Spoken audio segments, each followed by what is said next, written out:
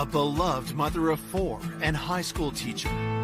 All of her students loved her, every single one of them. Was a very special person. I always wanted to be more like her. Is found murdered, her body dumped miles from home. As I got closer, you could see the outline of the body. I've seen quite a few homicides, and this one was very brutal. It felt very personal. Investigators try to piece together a mysterious crime. Law enforcement believed there was a violent struggle within the bedroom. He said that he did not hear this vicious attack that was taking place within feet of where he was sleeping. How could you not hear what was going on? Until the case takes a jaw-dropping turn. He was crying. He was emotional and said that he had a gun to his head. No one suspected. I can't even fathom what goes through someone's mind when they do something like this. It was disturbing, very disturbing. Olney, Texas, a tiny rural town with a proud history in aviation. Olney, Texas was the home of Air Tractor, crop dusting aircraft. They built them there. It's a very small town, very close-knit. Pretty much everybody knows everyone. It's an open-door community. Doors are unlocked. People are very welcoming. On a warm summer morning in 2019, a terrible discovery shakes residents to their core. The Young County Sheriff's Office received a call of a missing person, and the Olney Police Department was dispatched to the call. Just before 10 a.m., officers arrived to find homeowner Peter Allen and his 2 children, Kiara and Darian. Peter tells police he's worried something terrible has happened to his wife, 49-year-old high school teacher, Manu Allen. Peter told me that his wife was missing and that he had found a large amount of blood in their bedroom. And Peter told me that his wife's vehicle was gone. Investigators head to the bedroom and are shocked at what they find.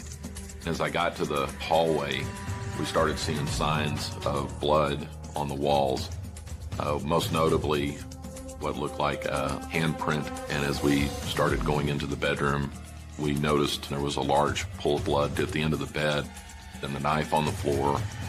One of the things that we also noted in the bedroom is that there were no sheets on the bed, which seemed odd. There was blood splattered across the furniture, the mattress, the closet doors. And as we proceeded into the garage, we could clearly see drag marks. As we were in the kitchen, we did see what appeared to be a footprint. A picture started to develop that something very bad had happened. As forensics begin processing the scene, police notify the DA's office. My assistant district attorney, Philip Gregory, and I went out to the crime scene. The carpets were pretty much soaked in blood. There was a lot of cast-off blood on the walls and on the doors, and it was a horrific scene to see. With that amount of blood, we were concerned that you're probably dealing with somebody who is deceased if they had not already made it to a hospital. With no sign of the missing woman, investigators asked the family for more information about Manu Allen. My mom was from a little village in southern Germany. She had 8 siblings. In the middle of my mom's college career, she came over to America to learn the language better. And my dad had seen her walk by, and my dad was like, "Ooh, who's that?" And while she was in America that summer, they spent like every day together. Manu married U.S. Army veteran Peter Allen in 1996, and soon after, the couple moved to Crowell, Texas. I came to know Peter and Manu when I was appointed police chief in Crowell, Texas, and Peter and I became good friends, and there was never no doubt that Peter and Manu loved each other very much. Manu and Peter eventually settled in the small town of Olney with their 4 children. My mom was a very supportive woman. She was always pushing us to do our best. Manu was one of the most respected teachers at Olney High School, teaching English and German. All of her students loved her, every single one of them. And my mom should always be one to joke with the kids. Even my friends, she would help them if they needed help with their homework after school. Now, the loving wife and mother has gone missing. Police asked Peter Allen the last time he saw Manu. The night before, he and his wife sat down on the couch, watched TV, and then he went to sleep on the couch and she retired to the bedroom to go to sleep. Peter claims that no one noticed any sign of trouble until the morning. According to Mr. Allen, his daughter, Kiara, had woke up. I believe that she needed to get some laundry done. When the laundry room is through the parents' room, she noticed that there was some blood in the hallway area, and concerned about her mother, she went and woke up Mr. Allen on the couch. At that point, according to Mr. Allen went with her to investigate. He said that when he saw the knife, he drew the conclusion that she may have just been injured and cut. But clearly seeing the scene, a cut would not have produced the amount of blood, and it was very apparent that somebody was either severely injured or deceased. Peter tells officers that he and Kiara went to the local hospital to look for Manu. It did seem that it was out of place, the way that Peter went to the hospital first before calling law enforcement. There seemed to be a lack of emotion. He was very calm. So I pulled Officer Clark aside and I advised him, I said, we need to be very careful how we talk and handle Mr. Allen because he's potentially involved. Law enforcement believed there was a violent struggle within the bedroom. Mr. Allen was arguably within feet of the actual act occurring. There were 2 children that were inside the house too. And investigators were concerned that, hey, how could you not hear what was going on? Peter and his 2 children are brought to the police station for further questioning. Meanwhile, officers are dispatched to nearby parks and wooded areas to look for Manu's car, a white SUV. In the morning, a neighboring county deputy, Wilk, from Archer County, arrived, and he knows the Allens. My oldest son, Wyatt, she was his teacher, and he thought the world of her. When I came through town on Main Street, I saw crime scene tape up around the Allens' house. And only you don't see crime scene tape up around houses that often. As a typical law enforcement officer, he says, hey, what can I do to help? I was asked to go out to Lake Cooper, look for a white SUV. I was given the license plate number, and when I pull into Lake Cooper and I go around to where the boat ramp is, I could see a white SUV on the other side of the lake where the dam is. So I got out, started looking at the vehicle, and activate my body-worn camera, take photos of the car, and I had noticed some brown smears on the car. And I thought, this looks like dried blood. So after I had photographed the car and the area around the car, I started looking around. So I took off walking towards the fence line. I looked to my left, and I could see a pile of clothes or blankets. And as I got closer, you could see the kind of the outline of the body wrapped up in these sheets and blankets. I felt the body. It was cold to the touch. Rigor had set in. I had my body camera going, and I think on my video camera you can hear me take a deep sigh because I know that the Allens are going to get notified that their mother has been killed. We received a phone call from Mr. Wilk. I got a dead body out here at Lake Cooper. That he had located the vehicle and a body. Well, I mean, we have a whole crime scene back there at the house. When we first arrived at the lake, you could see a outline of a white sheet over by the fence line.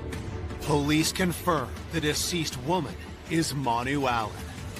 Miss Allen had been stabbed multiple times, and a lot of stab wounds were to the head. I've seen quite a few homicides, and this one was very brutal due to the amount of violence that was involved and the care taken in the way that she was moved and placed at the lake. It felt very personal. That started leading us to believe that it was somebody that knew her. Coming up, suspicion falls close to home. She had picked up the knife that was in the bedroom. He said he heard something in the middle of the night. Causing rumors to swirl through a small town. Everybody knows everybody. A lot of accusations started going around. I said, I need you to look me in the face and tell me, did you have anything to do with this? And investigators uncover new clues. It was a communist block pistol, and it was semi-automatic. Until a stunning admission leaves a family devastated. It was just a shock that he confessed. It was a nightmare. The body of missing teacher and mother of four, Manu Allen, has just been located at Lake Cooper, a recreational area a few miles from her home in Olney, Texas. I'd been to homicide scenes before, but when you find somebody that you knew and your kids knew, when I did go home and told my kids that, hey, I was your teacher that was killed, that was hard. Olney, Texas is the small community where you don't expect this sort of violence at all. There had not been a murder there in the last 10 years. As they continue their investigation, detectives examine several items of evidence, trying to piece together what happened. The vehicle had turned down a little offshoot. It was approximately 20 feet from the road, and whoever was driving the vehicle had tried to turn the vehicle around and got high-centered. Police believe that after the SUV got stuck, Manu's body was removed from the car. The body was found within sight of the vehicle, and there had been yucca leaves placed around the facial area. If you have a body where the eyes or the face are covered, it typically means that the person who has been involved in the death somehow knew this individual. When a killer does this type of behavior, it's because they're trying to show some sense of respect to the deceased.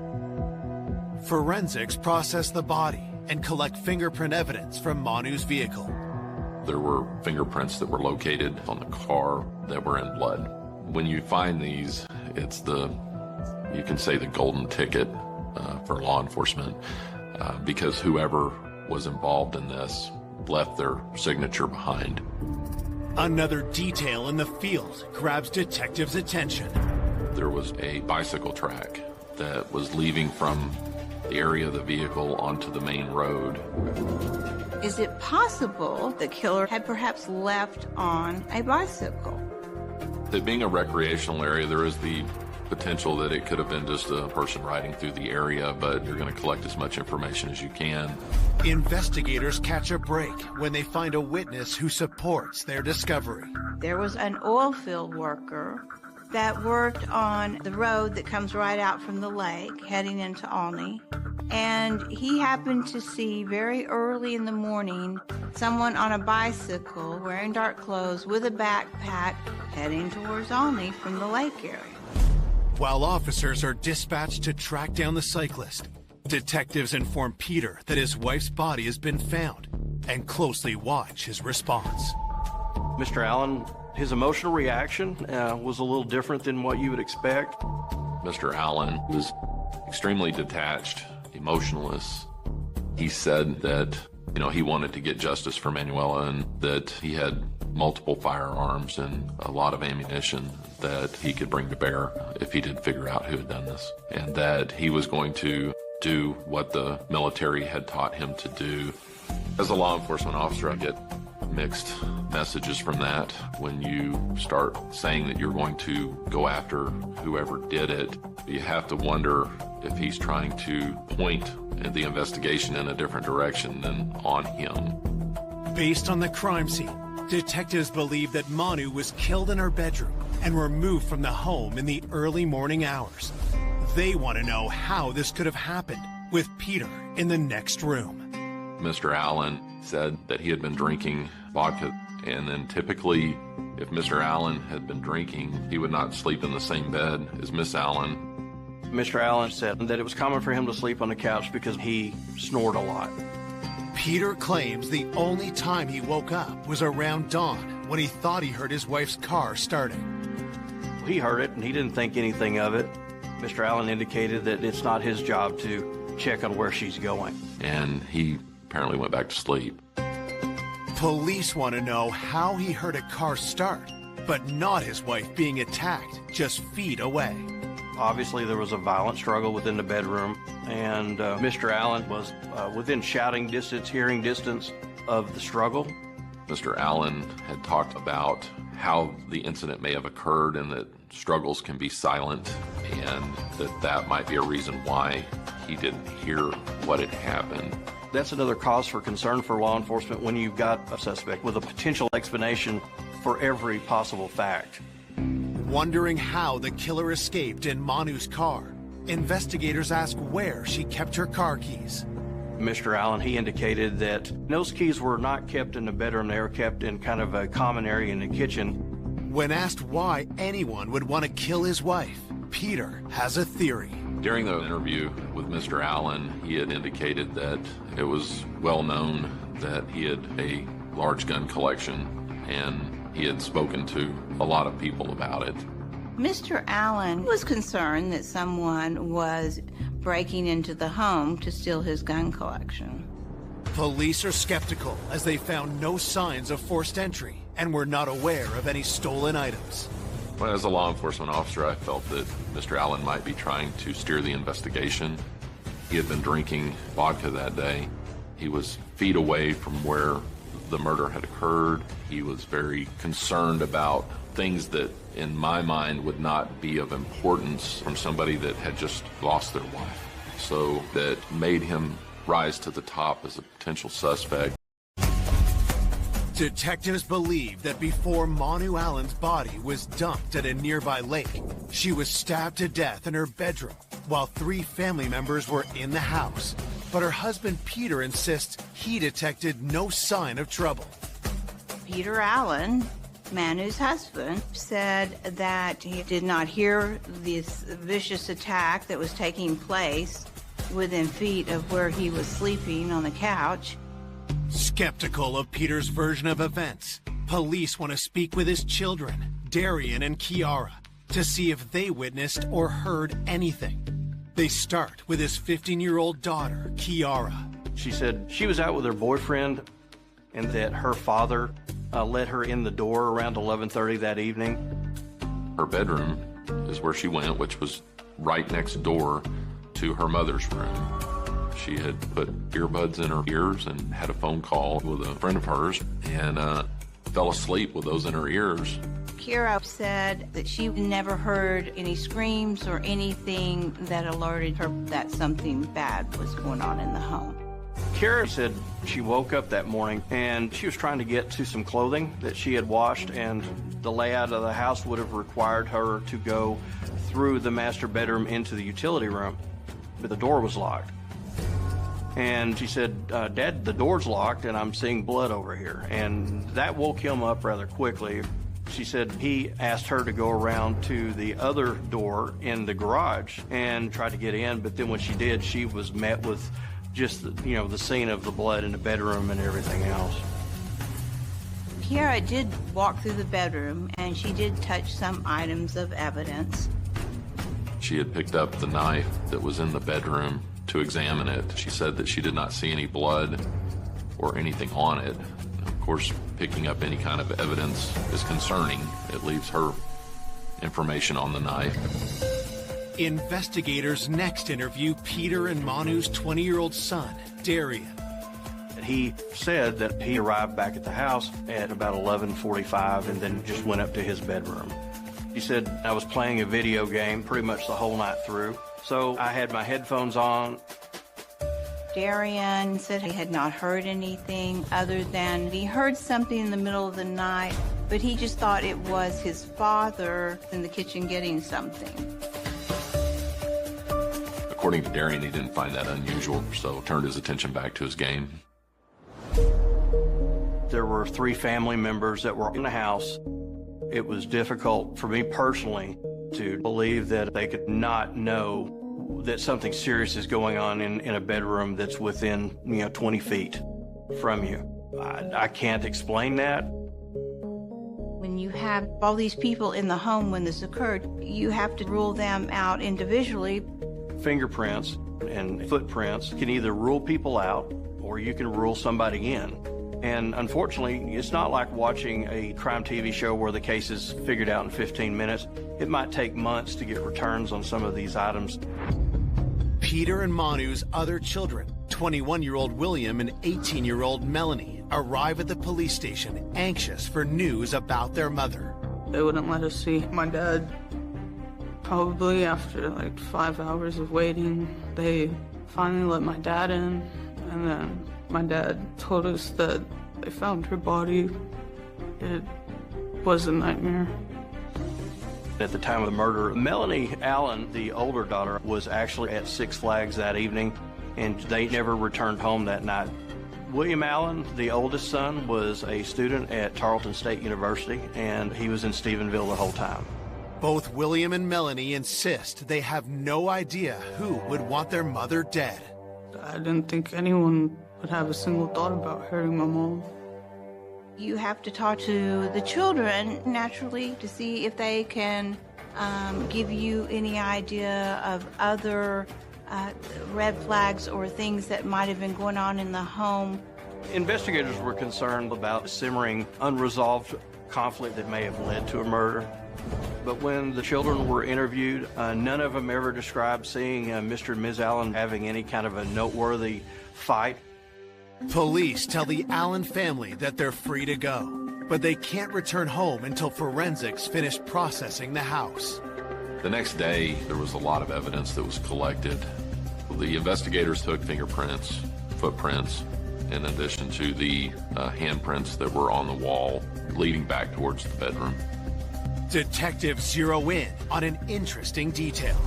It appeared that the perpetrator had left the bedroom and had gone into the kitchen to specifically retrieve something, because there were not that many footprints in that kitchen.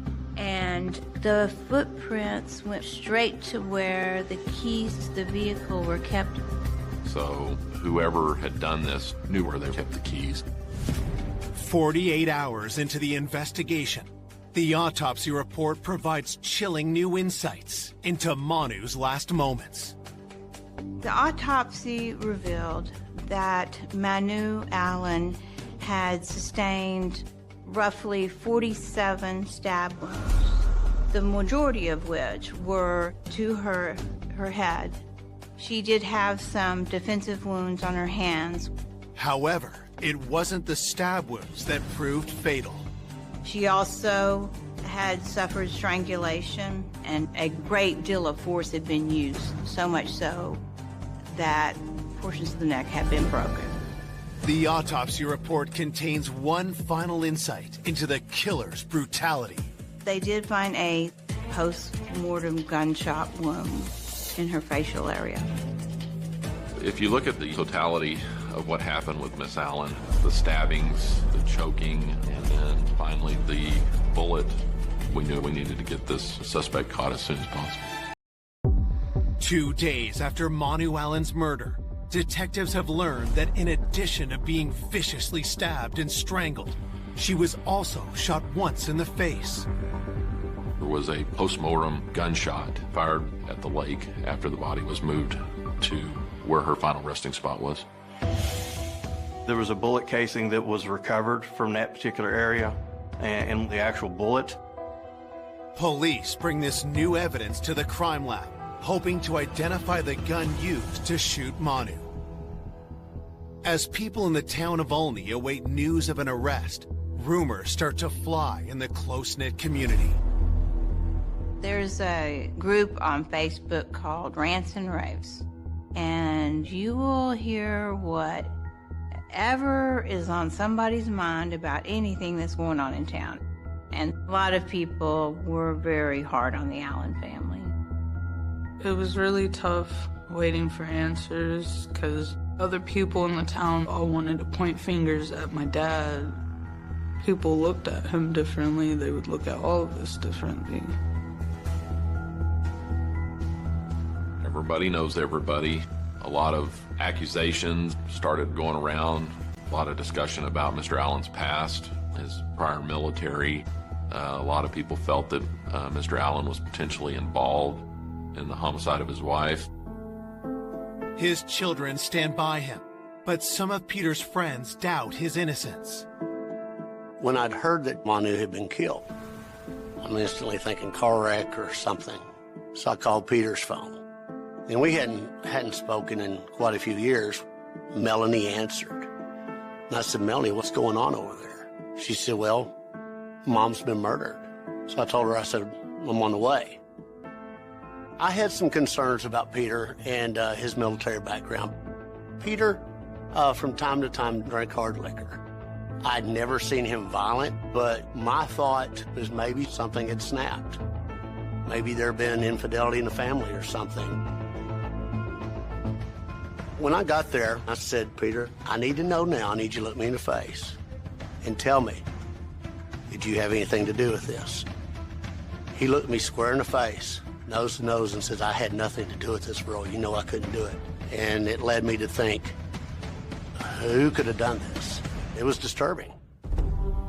Detectives get a fresh lead when they receive new information on the cyclist seen leaving the area where Manu's body was dumped. The day that the body was found, an oil field worker, around 6 o'clock in the morning, he saw a person headed from Lake Cooper riding back towards Alney on a bicycle. The local bank had security cameras on the outside of it, and a surveillance video showed somebody riding in town on a bicycle dressed up in shorts with a backpack. The video footage that was received from the bank, it was from a distance, so you were not able to see the face for identification purposes. You could see it was a younger person.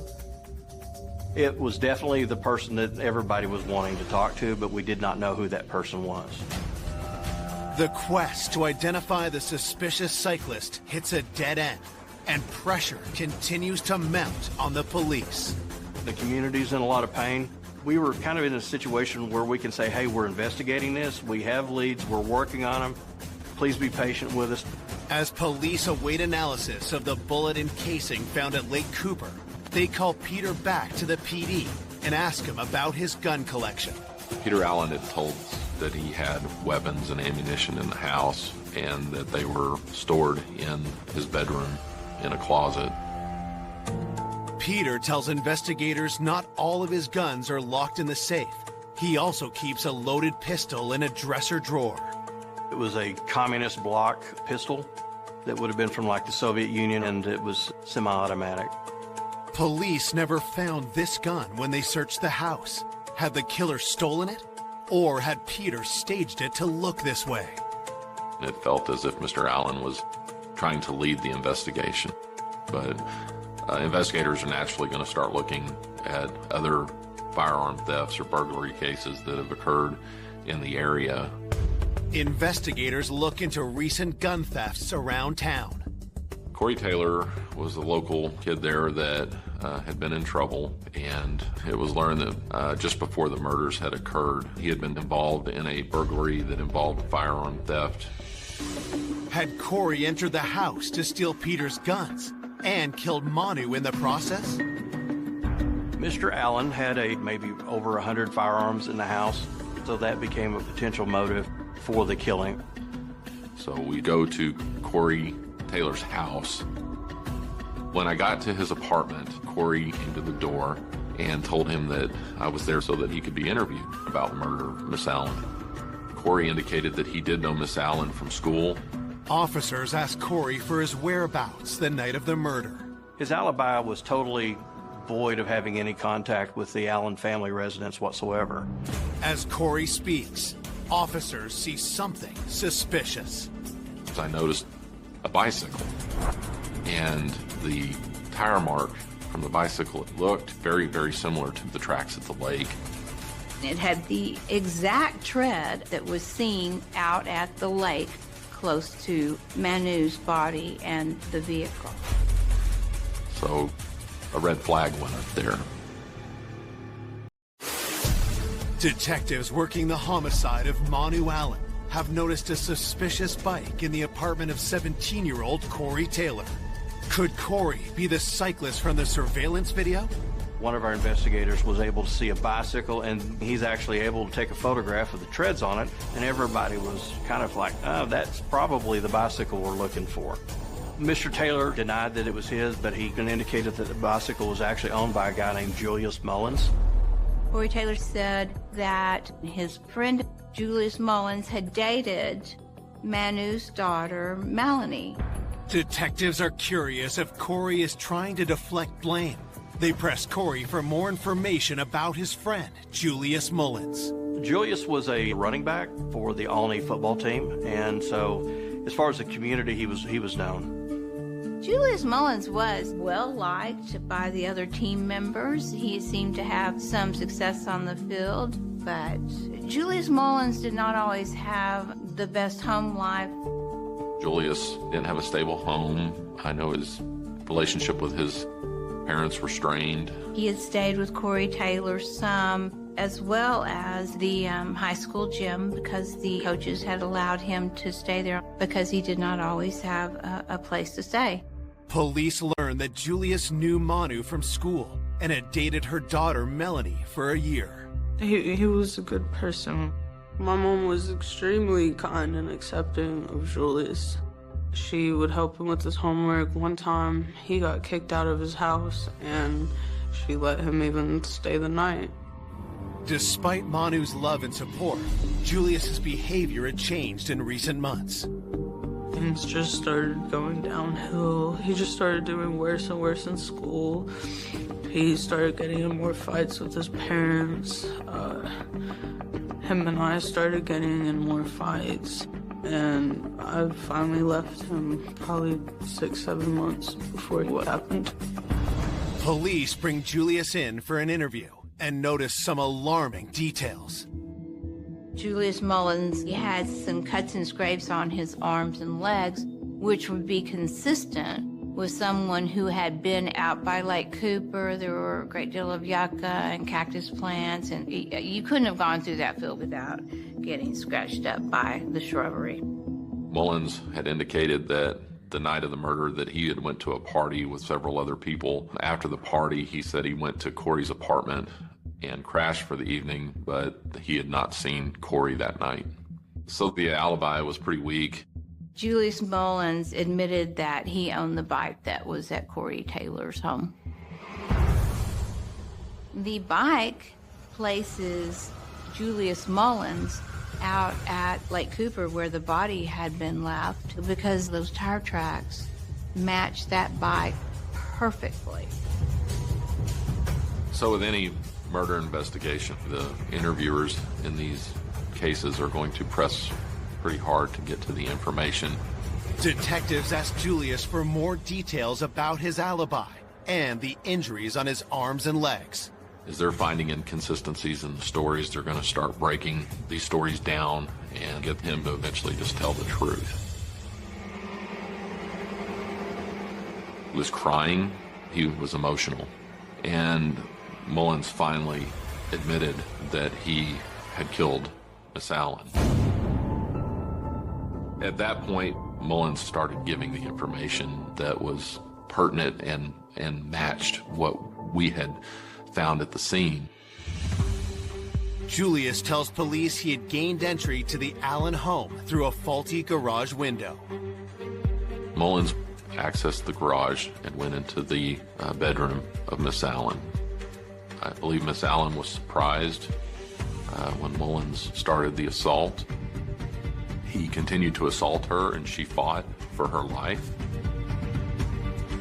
Mullins stabbed her multiple times and then eventually choked her to death. He then took the sheets off the bed, wrapped her up so that he could move her. Police believe Julius then found Peter's Soviet-made pistol in the dresser drawer and headed to the kitchen to grab Manu's car keys. He then drug her through the laundry room, through the garage, through the backyard, out to the alley, and loaded Miss Allen into the car. He loaded his bicycle into the car with him, and he drove her to the lake. Julius planned to hide the body far from the road, but the vehicle got stuck on the rough terrain. So he put together a hasty plan and pulled her out and drug her to a fence. He then took the gun and fired one shot, hitting her in the face to ensure that she was dead. And and then he took his bike and he fled the scene. It was a sigh of relief in some respects that he confessed. Mullins did indicate that he was still in love with Melanie and was upset about that. We asked him why he would want to kill the woman he loves' mother, and Mullins said that he had a gun to his head. According to Mullins, on the evening before the murders had occurred, he said that he had gone to Allsup's and had run into Peter Allen in the store, and Peter had him come outside into Peter's car, and Peter had pulled a gun on him and pressed it to his chest and told him to kill Miss Allen, and that if he did not do it, that his whole family would be killed. He said that was the reason for committing the murder. Julius Mullins has confessed to the murder of Manu Allen, but claims that he was forced into it by her husband, Peter. Mr. Mullins gave very specific information about them meeting at an Allsup's convenience store, where Mullins said Mr. Allen pretty much just pulled him into his car and said, "Hey, you're going to do this. Otherwise, I'm going to go kill all your family." When Mullins made these accusations toward Mr. Allen is still a person of interest. Police try to verify the alleged meeting between Julius and Peter. We were able to secure the phone records of Julius Mullins back to the day that Mr. Allen supposedly threatened Julius into murdering his wife, and were able to determine that Mr. Mullins' phone was nowhere near that Allsup's location at any time that day. Police interview Julius again to clarify his allegations against Peter. He insists he's telling the truth and provides more shocking details about the murder. He said that after Miss Allen was dead, that Peter assisted him in wrapping the body and pulling her out to the alleyway and then loaded her into the car. Detectives receive forensic results and check if Julius's account matches the evidence.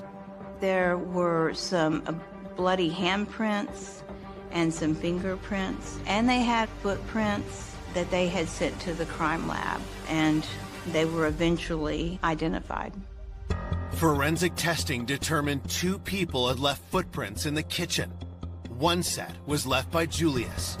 Julius had been in the home frequently when he was dating Melanie, and the footprints went straight to where the keys to the vehicle were kept in the kitchen, and Julius would know that.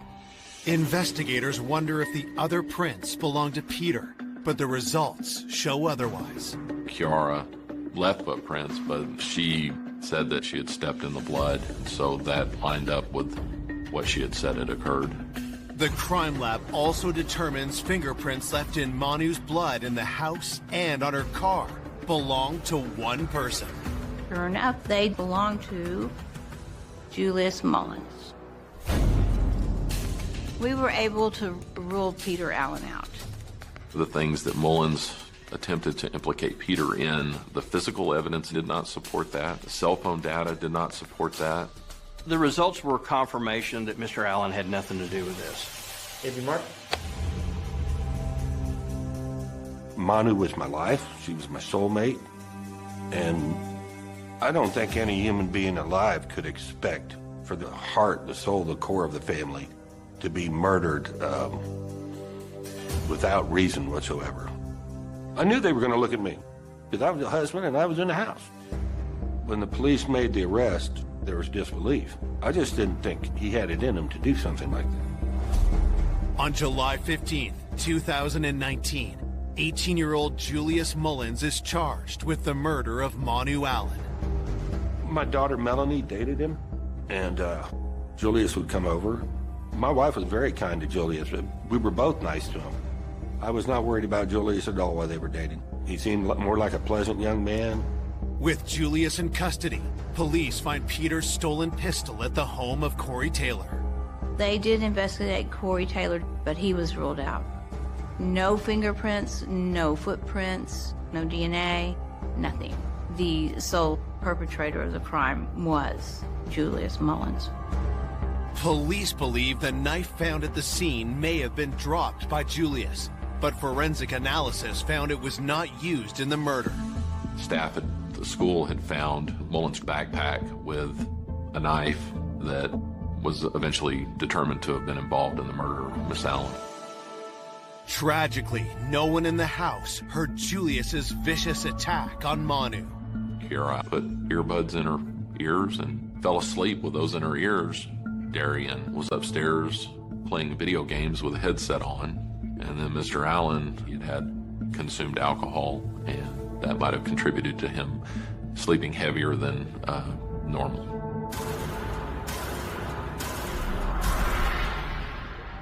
Julius Mullins was charged ultimately and pled to murder in the first degree. And he also pled to the abuse of a corpse. Julius receives a 55-year prison sentence. I can't even fathom what goes through someone's mind when they do something like this, especially to someone who has been so kind to them. I was totally shocked that it was a person that had been trusted in their home. It was a person that Manu had assisted with tutoring and personal family issues that were going on with them. Was robbery the motive? Was revenge the motive? I don't think we'll ever know unless Mullins decides to tell us why he did what he did. The only thing I can think of is he felt that if he killed Melanie's mother, that it would break her heart. A twisted revenge is the only thing I can think of. It tore me apart, and my dad was, of course, completely torn apart. You know, they were supposed to spend the rest of their lives together. I love to smile, I love to laugh, I love to make jokes, but I haven't laughed or smiled like I did with her since it happened. There are generally two types of love. The one type is where you've been with somebody for a very long time, so you got that deep love. And then you got the other kind of love, which is the infatuation type love. And I had both of those for my wife. There is no such thing as moving on from it. I'm making progress, and my kids... Young woman, beloved by friends and family. Samantha always had a smile on her face. She loved people, and people loved her, and she loved her cats. Found bludgeoned and strangled in her own home. I noticed the cable wrapped around her neck 3 or 4 times. Military people use that knot fairly often. It was a square knot. Police explore whether her search for love took a deadly turn. He wanted to come over and see her, told her to be blindfolded, topless.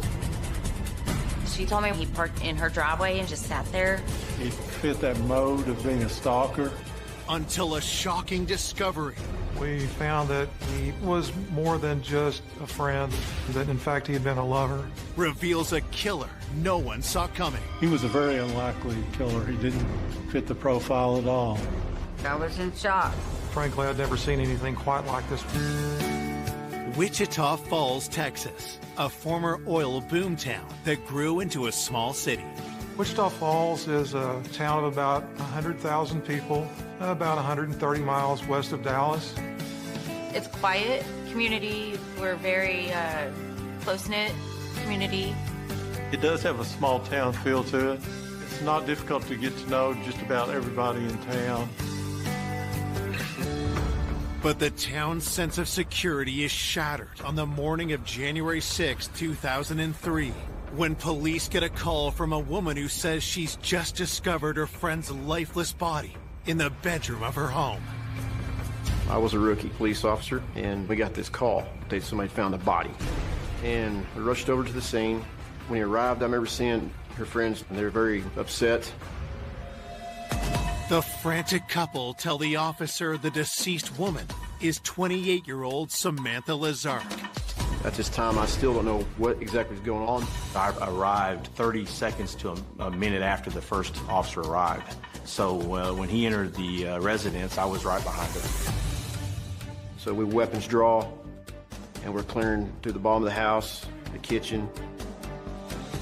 We start going up the stairs, and We got down the hallway to her bedroom. That's when I realized we have a murder. The victim was kind of in a prone position.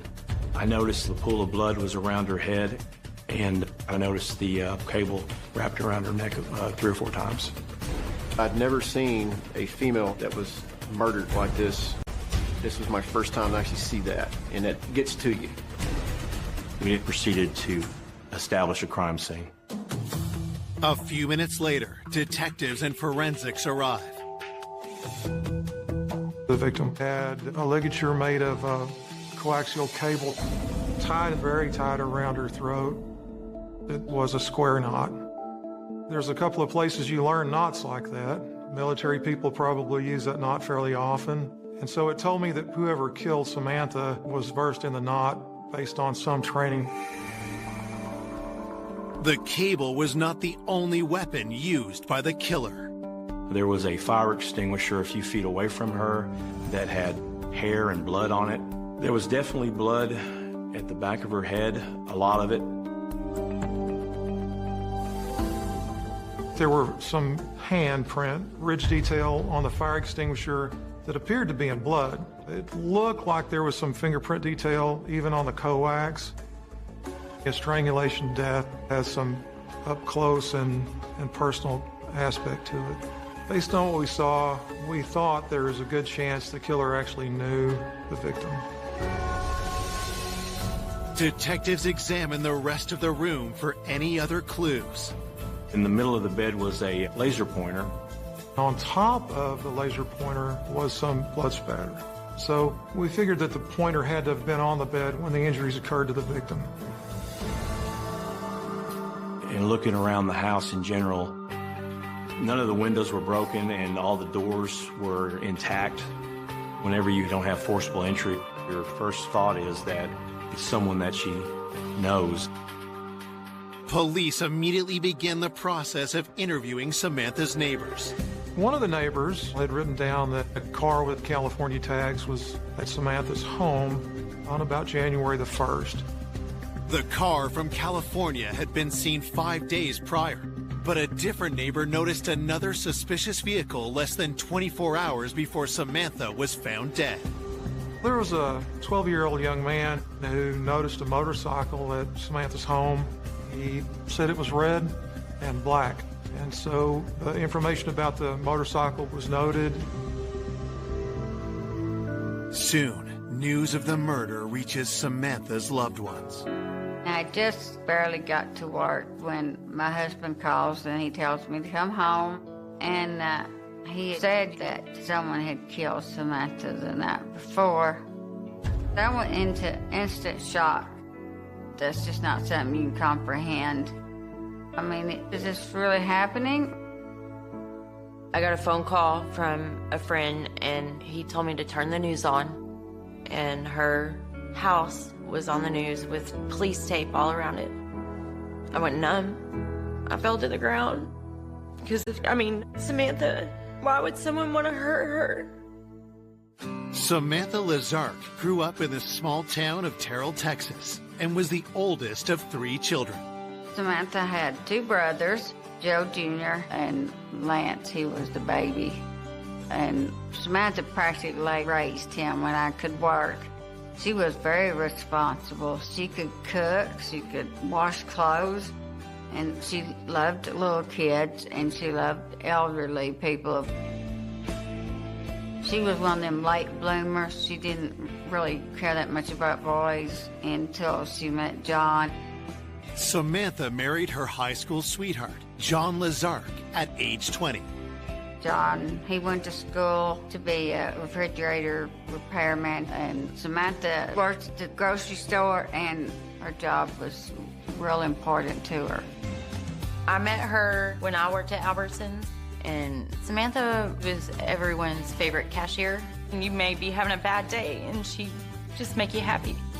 She was very high-spirited. She loved her cats. She loved music, and she just loved her tattoos.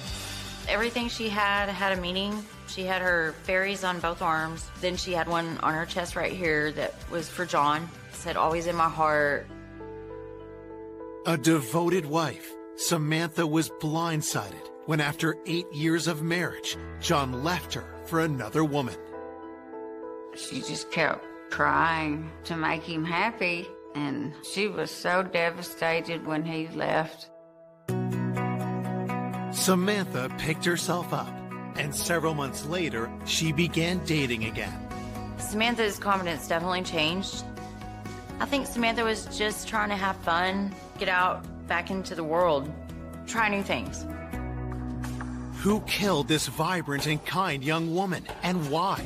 To try to answer these questions, police interview the couple who found the body, Lori and Donnie Nieves. With Lori and Donnie, as they were the last ones in the home before the police arrived, we certainly needed to make sure that there was no information that would tie either one of them to the actual murder. Detectives start with Lori, who says she and Samantha were co-workers. Lori described herself as being a good friend of Samantha's, and she said Samantha didn't come to work, which was very unusual. She didn't answer the phone.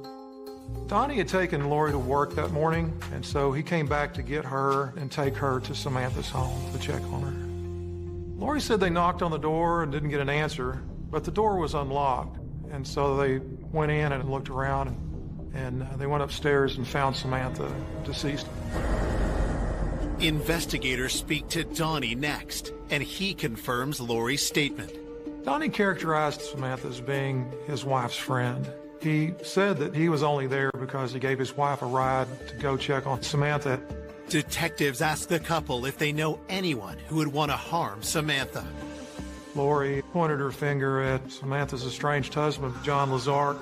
Lori said that John was upset with Samantha because she was about to end his health insurance coverage that she'd been paying for, and he had an injury that was going to be very expensive if he didn't have insurance.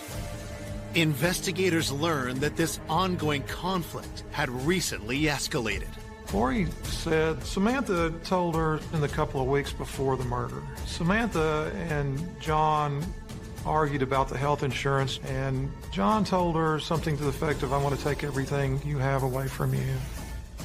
And so that threat certainly raised a red flag for us and made us wonder if John Lazark had anything to do with this murder.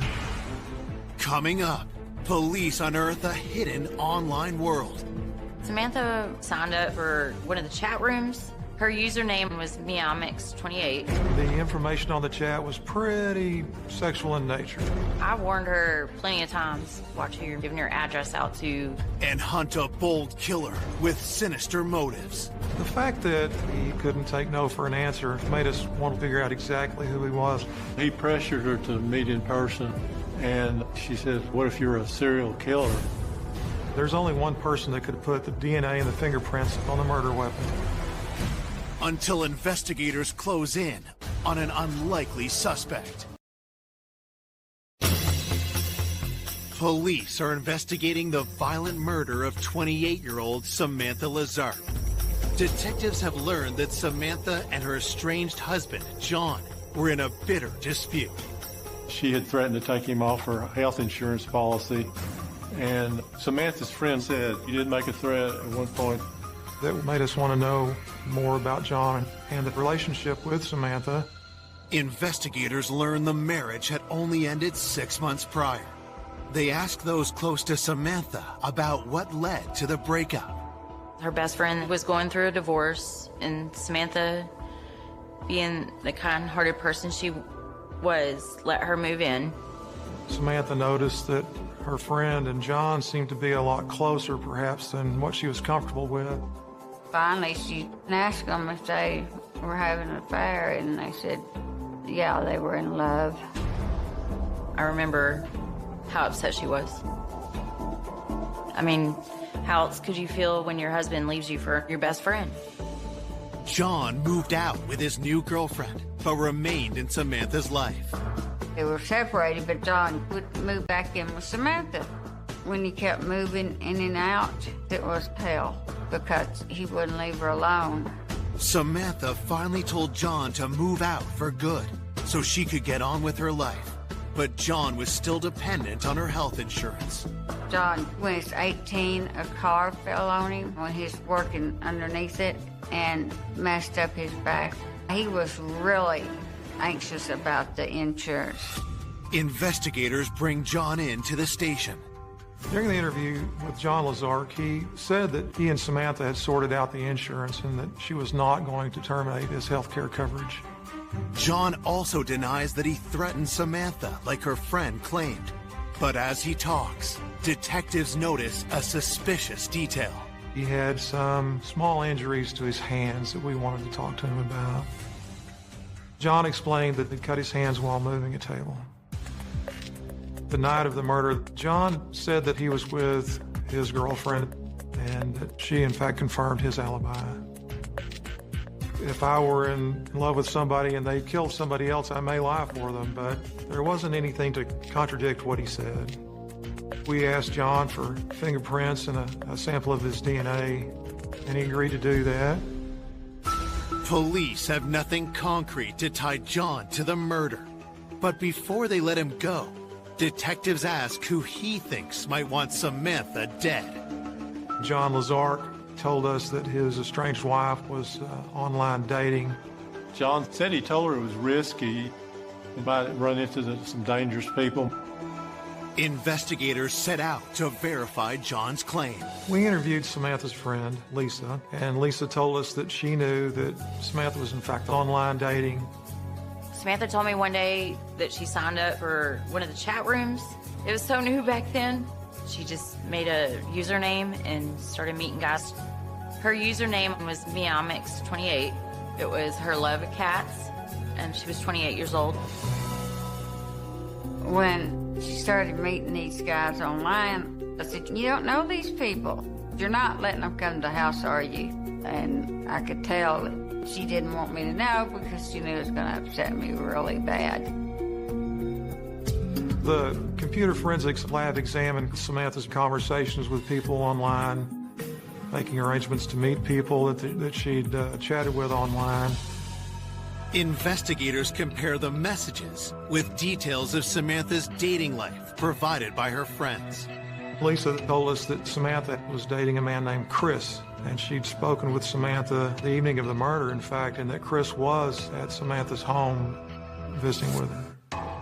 I did not know Chris. I'd never met him. I know she really liked him and liked hanging out with him. She said Chris was over at her house that evening when she called me. I had bought her the latest season of Friends that was out on DVD, and she said, "We're gonna watch Friends. I'll call you tomorrow." And that's the last time I talked to her.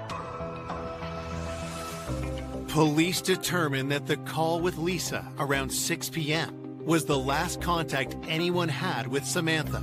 She was found dead the following morning, just before 10 a.m. Because Chris was with Samantha shortly before she died, we really wanted to look at to see who Chris was and where he was. Investigators search for Chris in Samantha's online chats.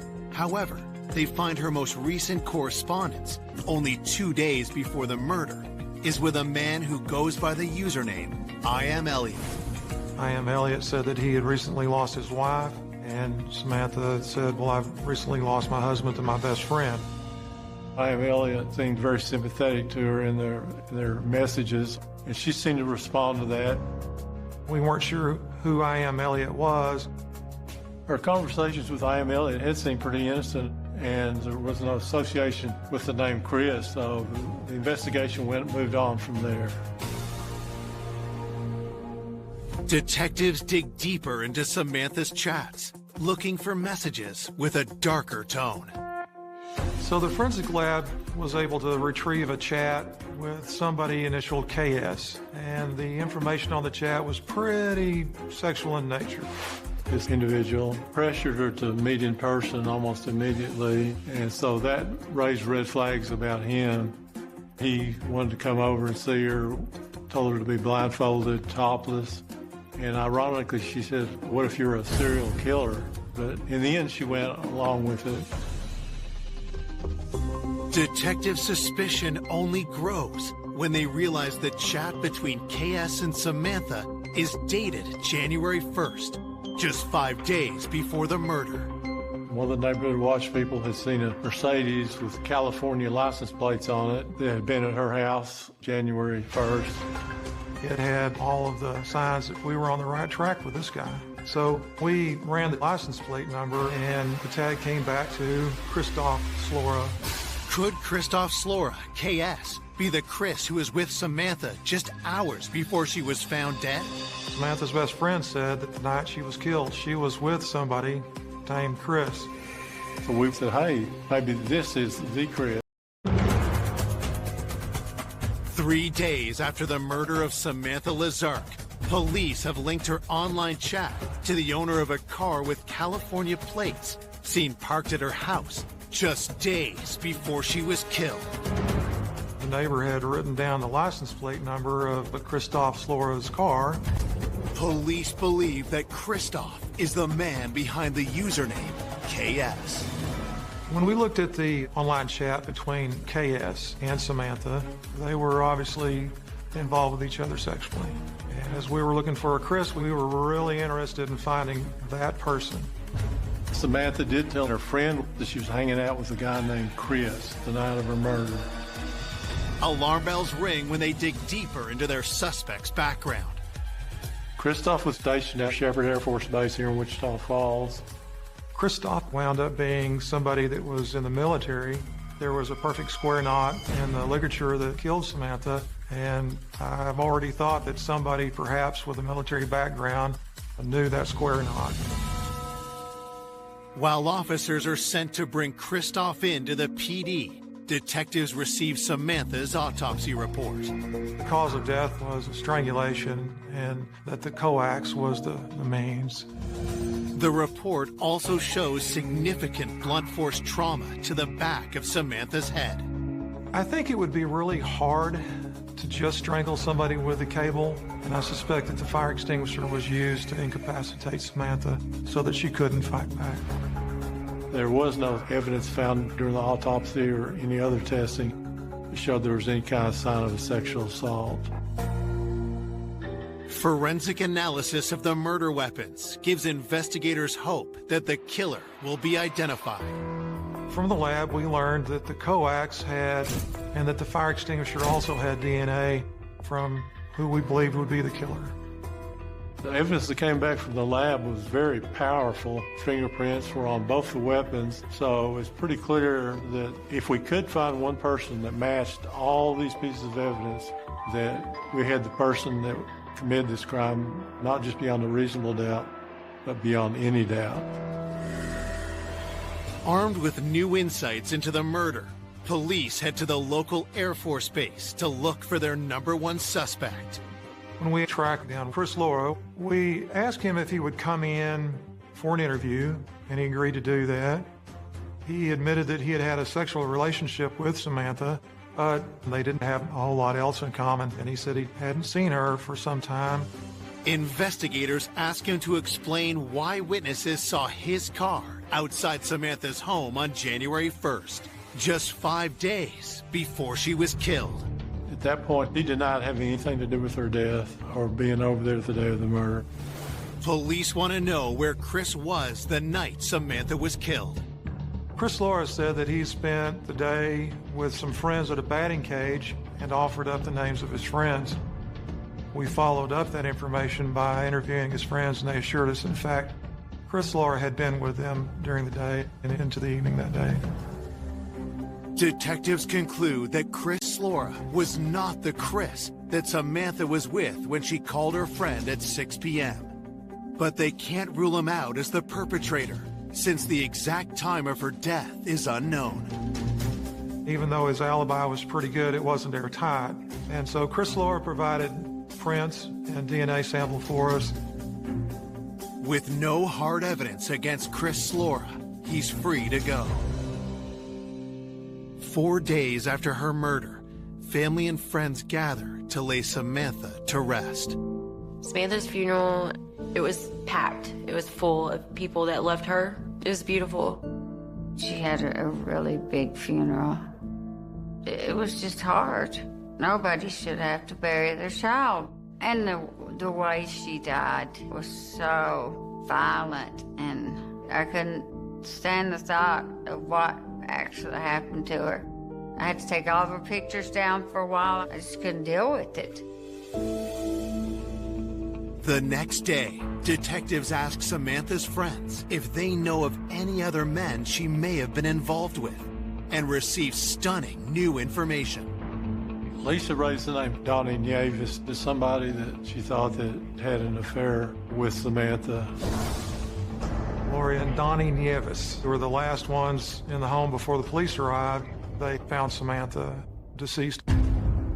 I was surprised because when we interviewed Donnie at the time, Donnie characterized his relationship with Samantha as being his wife's friend. But after the funeral, Samantha's friend Lisa said that Donnie was more than just a friend, that in fact he had been a lover. Lori was a good friend of Samantha's and also a co-worker, but Samantha told me that Donnie and her had a short, intimate relationship shortly before she was killed. Samantha definitely felt guilty about it. Once we realized that he had been a lover of Samantha's, we had to look at him more closely. He had not been forthcoming before about this affair, so it makes you suspicious that this person has something to hide, and maybe what they have to hide is they're involved in the crime. That is a red flag. It's been 1 week since 28-year-old Samantha Lazark was found bludgeoned and strangled to death in her home. Now, investigators have learned that Samantha had an affair with the man who discovered her body. When Donnie Nieves was first interviewed, he failed to mention that he had been intimate with Samantha. When we interviewed Donnie again and confronted him with the question, were you lovers with the victim, he admitted that he was, and that it had been a very brief, intense relationship. Detectives asked Donnie why he didn't tell them about the relationship before. He said he didn't want his wife to find out about this affair because he knew she wouldn't be happy about it. Had Donnie killed Samantha to keep her from telling his wife Lori about their affair? We kept digging into him and seeing if there's anything that would connect him to the murder. Donnie insists he did not kill Samantha and begs investigators not to tell his wife about his infidelity. We asked him if he'd give DNA and fingerprints, and he cooperated. Police let Donnie go, and while they wait for his DNA and fingerprint results, investigators uncover another suspicious exchange with an online suitor in Samantha's chat room history. His username was Death Metal. Samantha formed a relationship with Death Metal based on their mutual enjoyment of that kind of music. The messages suggest the pair had been on several dates, but then something changed. From the correspondence, he thought it was a pretty good relationship. And then all of a sudden, without warning, she just told him she wanted to break it off. The relationship may have been over, but the man continued to send Samantha messages. The fact that Death Metal couldn't take no for an answer certainly made us want to look at him pretty close and figure out exactly who he was and interview him. Had the man been so enraged by the rejection that he murdered Samantha? Police asked Samantha's friend Lisa if she can help identify Death Metal. Samantha's friend Lisa said it was a guy by the name of Connor Days. Connor was the one that really got to her, made her nervous. I warned her plenty of times, like meeting people online, watch your back, watch who you're giving your address out to, your phone number. And he was the only one that really stands out in my mind that he scared her. He just wouldn't stay away. He left notes on her door, even though Samantha told Connor that she didn't want to have anything to do with him any longer. And that kind of freaked her out a little bit. Samantha told me one day he parked in her driveway and just sat there, and she'd call me and she wouldn't know what to do. Connor would fit that mode of being a stalker, coming around a lady's house all times of the day or night. And that stalker profile is the one that can lead to someone being a murderer. Connor looked really good for this, only he wasn't a Chris. But Samantha had dated him shortly before the murder, and we certainly knew that we had to find him. Investigators track down Connor and bring him in for questioning. When we interviewed Connor Days, he was pretty nonchalant about the whole thing. He didn't seem to have a lot of interest in the fact that she was dead. And that was either you absolutely didn't do this, or I'm trying to throw you off, and we weren't sure which one it was. Police asked Connor why he wouldn't leave Samantha alone after she broke off the relationship. Connor admitted he kept coming back around even though she didn't want to see him any longer. And it wasn't until she pressed the issue that he actually left her alone. And so when asked for his whereabouts at the time of the murder, Connor said that he was home alone and he didn't have anyone else to substantiate that claim. And that's a problem. Connor was asked during the interview to provide a sample of his DNA and prints for us. With no hard evidence linking Connor to the murder, he is released. 3 weeks have passed since Samantha was found dead, and investigators still haven't found the elusive Chris that was with Samantha the evening she was killed. There had been an awful lot of work done, and we still hadn't solved the case. There was kind of a frustrated feeling that the person hadn't been caught yet. As they await news of an arrest, those closest to Samantha struggle with the pain of losing her.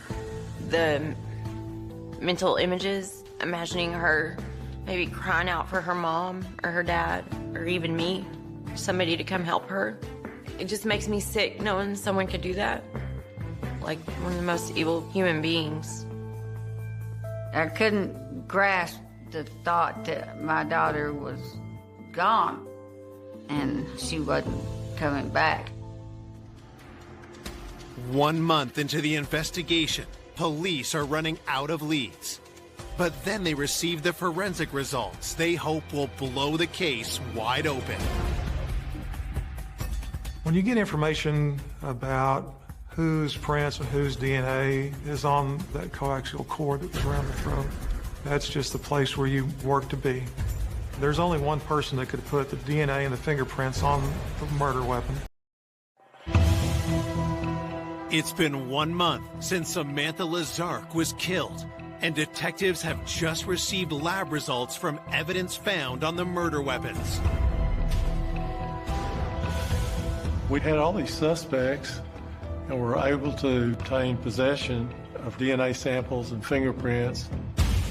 Will the results match John Lazark, Samantha's estranged husband, Donnie Nieves, who had an affair with Samantha and also found her body?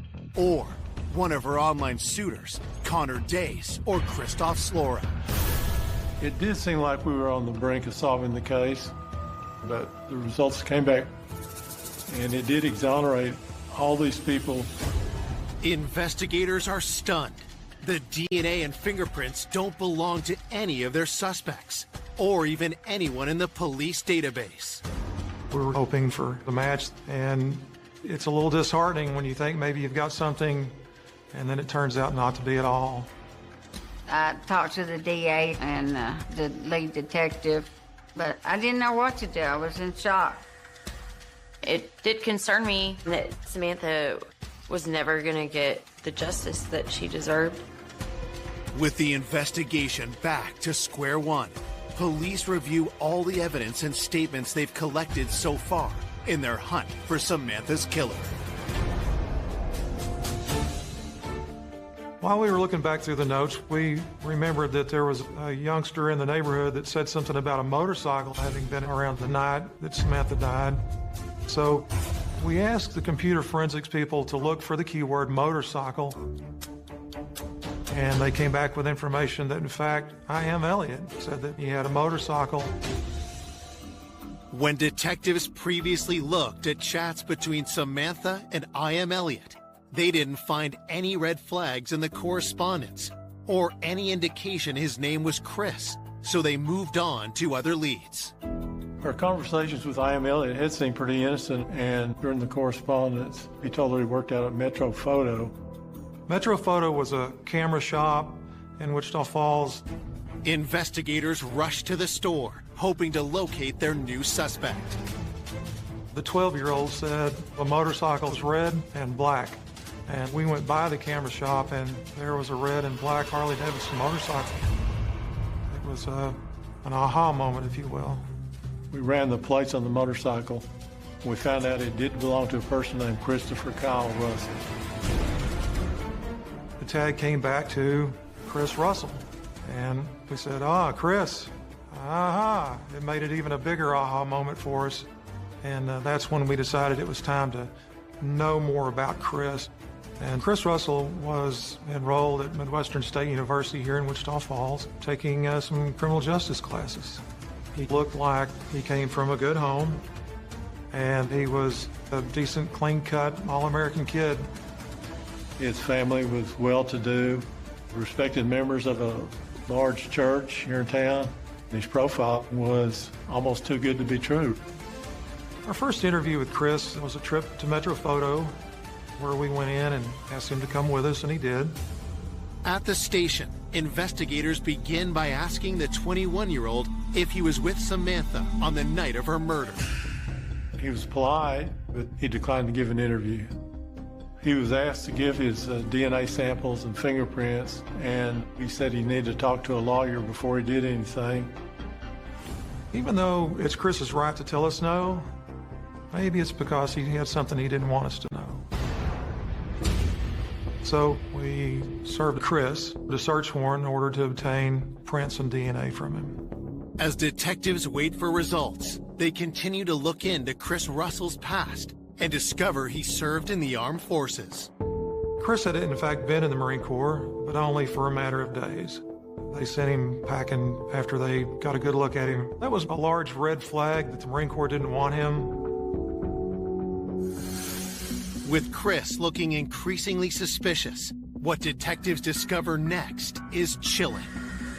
In the chat between Chris and Samantha, he said that he had recently lost his wife, and we looked into this and found some, frankly, rather terrifying information.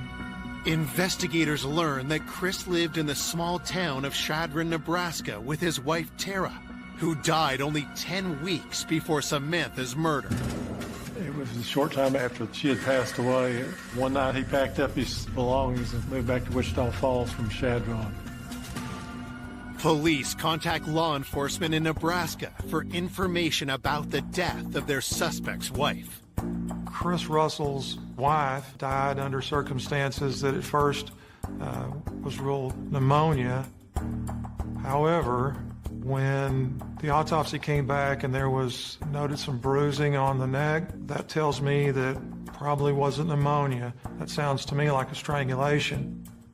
But by the time the autopsy information was released, Chris had already had his wife cremated and left the state.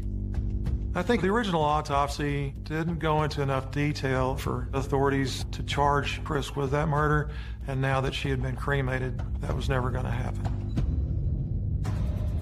Police fear they have an emerging serial killer on their hands.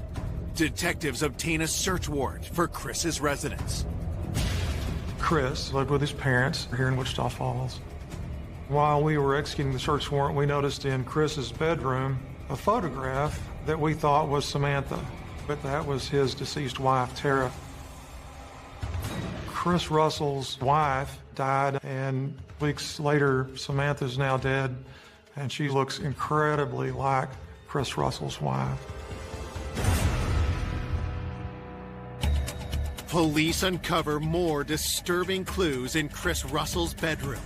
We found a book, and it was a book about knots.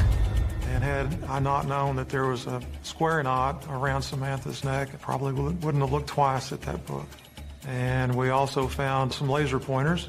The laser pointers found in Chris's bedroom were nearly identical to the one found at the crime scene. There wasn't actually a smoking gun found during that search warrant, but there were certainly bullets to load that gun with. Investigators seize Chris's computer and confirm that he's the man behind the username I Am Elliot. But as they start reviewing his chat logs, police discover another troubling detail. We found that Chris, not only was he seeing Samantha, but he was seeing another young lady in Wichita Falls as well. Fearing that their killer could strike again, police rushed to track the woman down. I was terrified about her. I was seriously afraid that she would be another victim in what looked like a continuing pattern from. Police investigating the murder of Samantha Lazark have learned that their prime suspect's wife died under suspicious circumstances and believe that his new girlfriend is in grave danger. I was worried he would do something else again. This nice young lady has no idea what she's involved with. We were certainly worried that she might be another victim in this case. Detectives locate the woman and inform her that Chris is under investigation. She was surprised to find that Chris perhaps was involved with a murder here in Wichita Falls. When we interviewed her, she said that Chris had brought her a DVD of Friends to her home and that it was opened when she got it. Investigators believe it's the same DVD Chris had watched with Samantha on the night of her murder. Samantha told her friend Lisa that she and Chris had watched that DVD of Friends at her home. But when we searched the crime scene at Samantha's house, the Friends DVD was not there. With the evidence against Chris growing, police receive his DNA and fingerprint results. In the end, there was only one person with DNA and fingerprints on the murder weapon, and that would be who killed Samantha, and that was Chris Russell.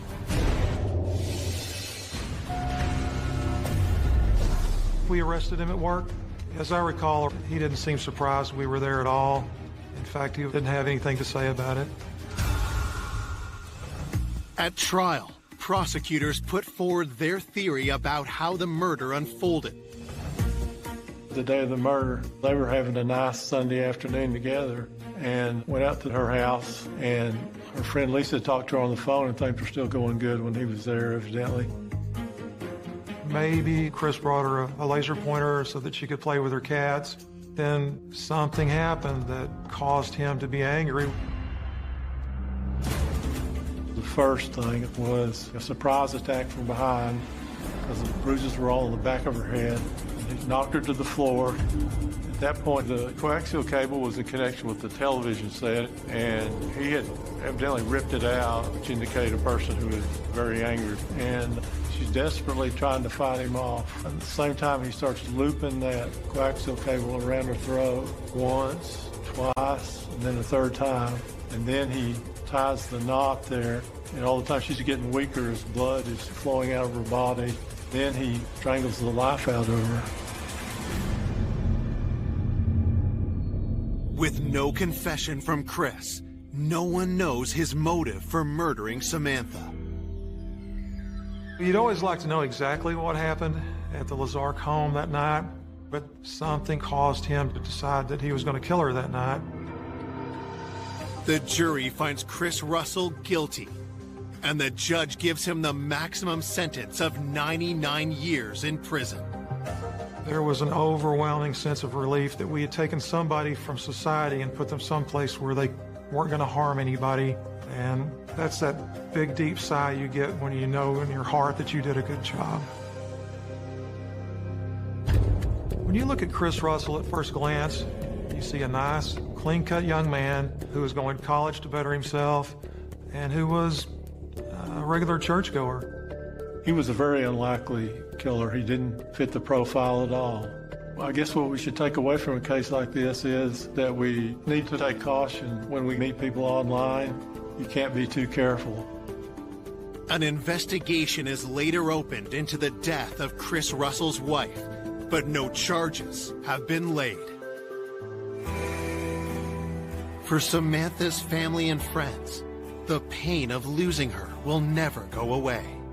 I want my daughter back, which I know it's, not ever going to happen. And she was special. She really was. She loved everybody.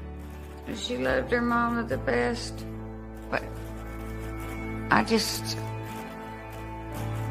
don't know what to say. I don't know. We can't get her back. That day, Chris took my best friend.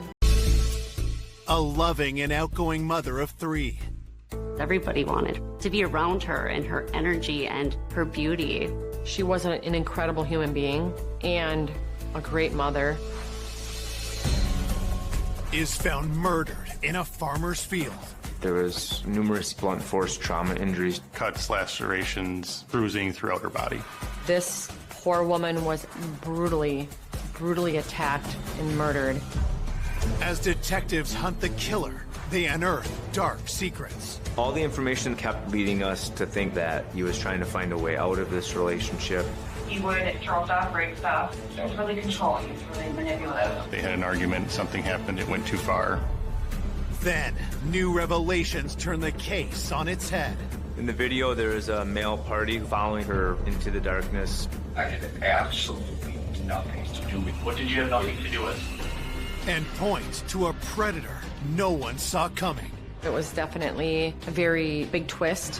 When the news came out, he made me sick when I saw him. He looked like a monster. Green Bay, Wisconsin is a relatively small, close-knit community where a lot of people know each other. Obviously, our claim to fame is having the Green Bay Packers in town here. So during football season, pretty much everything centers around that. It's 100% a place that you would want to raise a family. The crime rate in the Green Bay area is generally very low, especially when it comes to violent crime. On a warm May afternoon in 2016, nearby Brown County Sheriff's Office gets a troubling 911 call from a local farmer. Brown County 911, what's your emergency? Oh, God.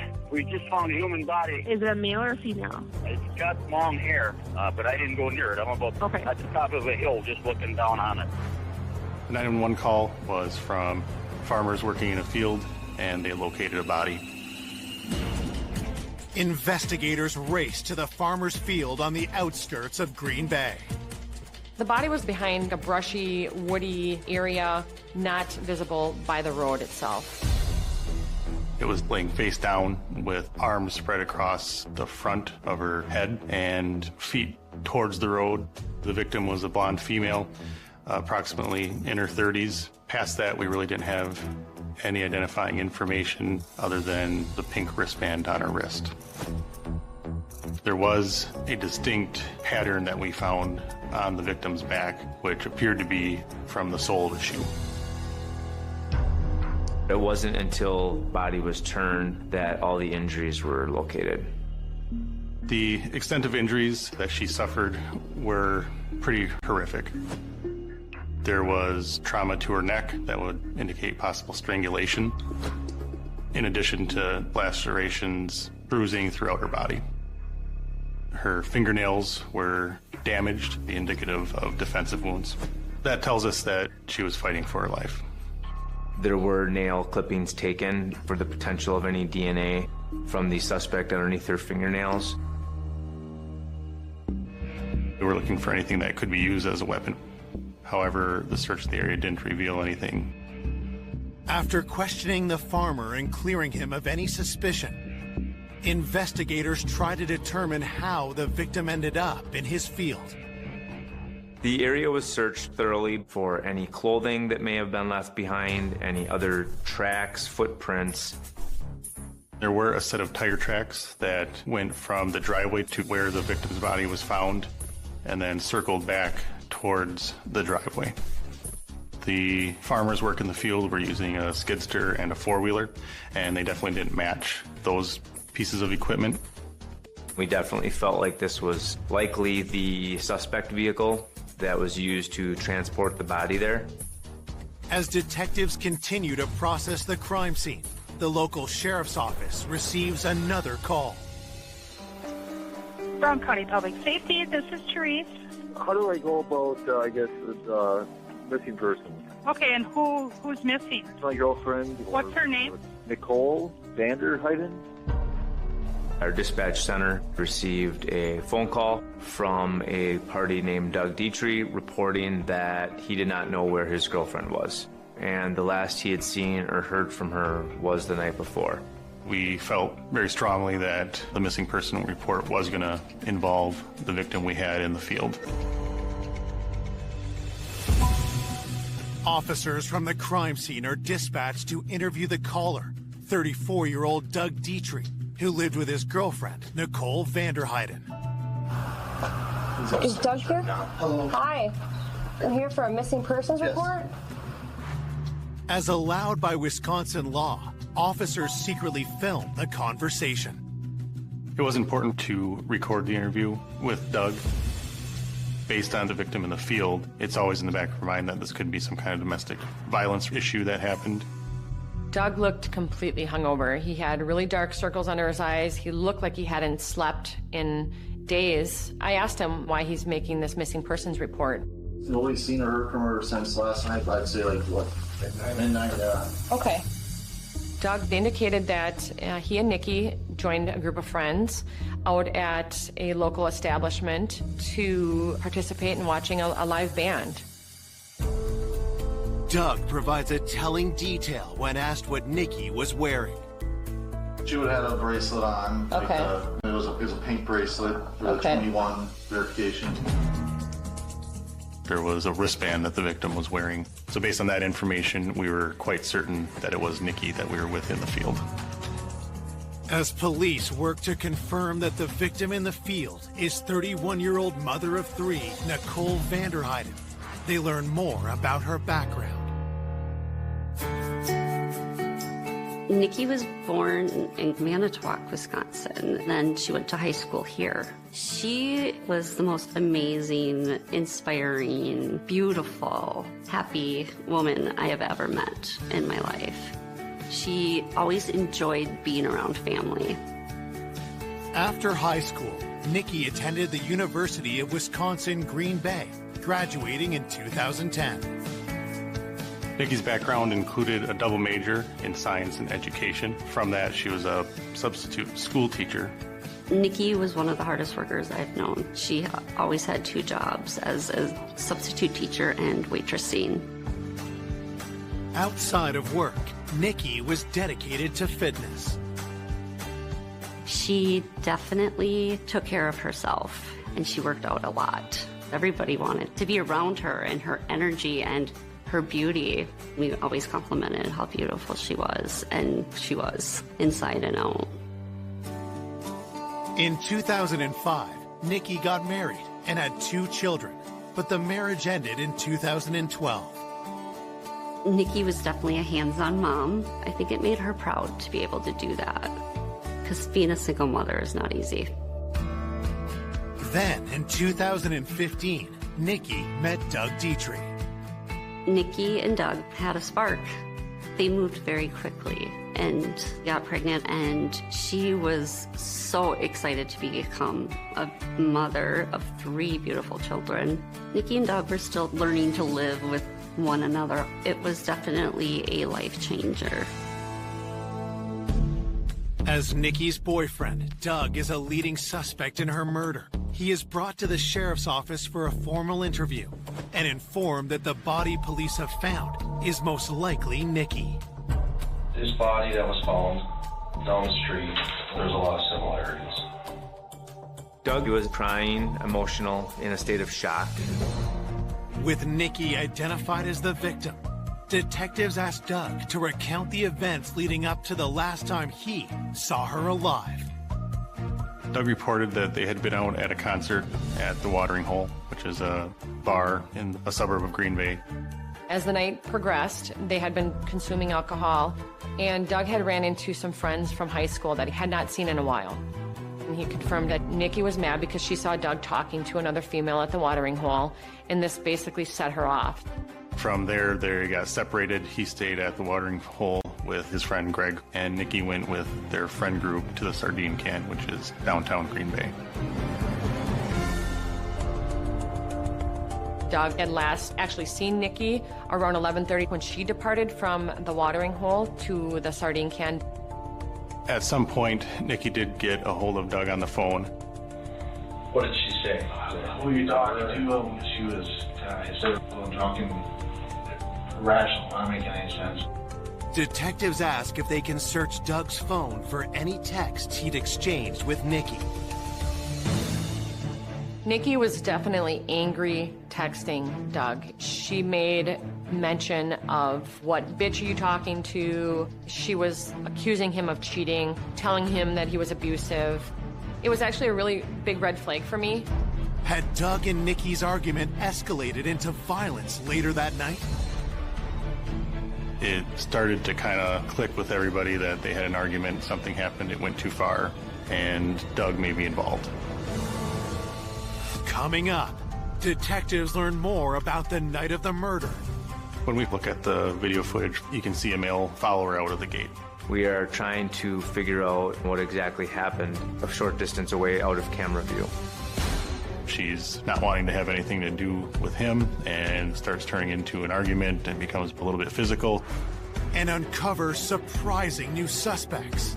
I'm going to tell you that your timeline seems so abundantly rehearsed. The time, to be honest with us, is right now. Before a stunning twist throws the case into turmoil. The true killer came completely out of left field. The Google dashboard data showed him at every single crime scene that we had. I was very concerned who this could be. Who did this to our beloved Nikki? After confirming that the body discovered in a farm field is 31-year-old mother of three, Nikki Vanderheiden, police suspect that her violent murder may be linked to an angry exchange of texts she had with her boyfriend Doug Dietrich the night she was killed. The text messages definitely led us to believe that if Nikki would have made it home and if she would have had contact with Doug, there would have been some sort of altercation. When detectives press Doug about what happened that night, he claims that after 12:30 a.m., he and his friend Greg left the bar they'd been at to look for Nikki at another bar. Doug describes getting the sardine can with Greg, finding that Nikki's not there, and then continuing to look around for her and being concerned. Doug stated that he had assumed that Nikki made it home and that she would be there when he got there, so him and Greg got in their car and drove home. With Nikki's two older children away for the night with their father, Doug says he got home to find the babysitter and his son, but no Nikki. She said we haven't heard from Nikki, and I was just kind of figuring wherever she went, with a friend or whatever. And that's why I just went to bed.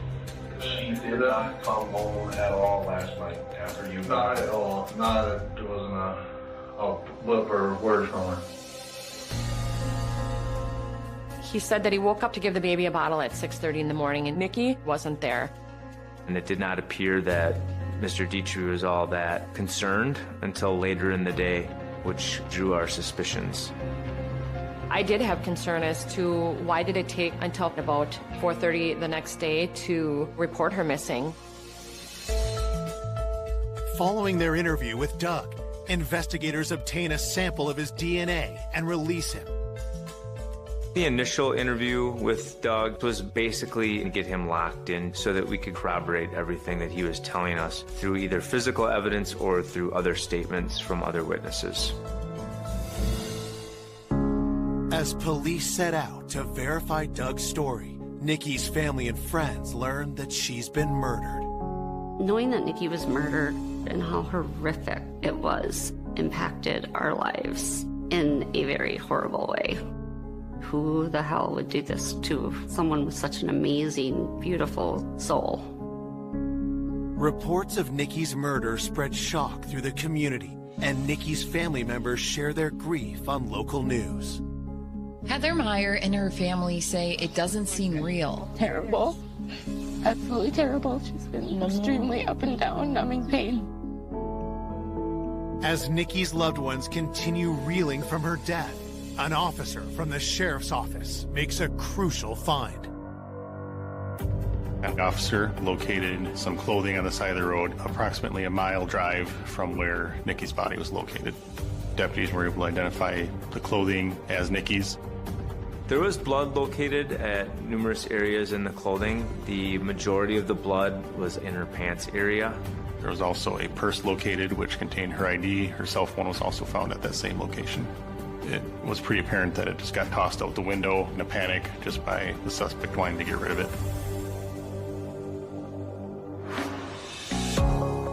As they submit Nikki's items to the lab for testing, detectives receive her autopsy report.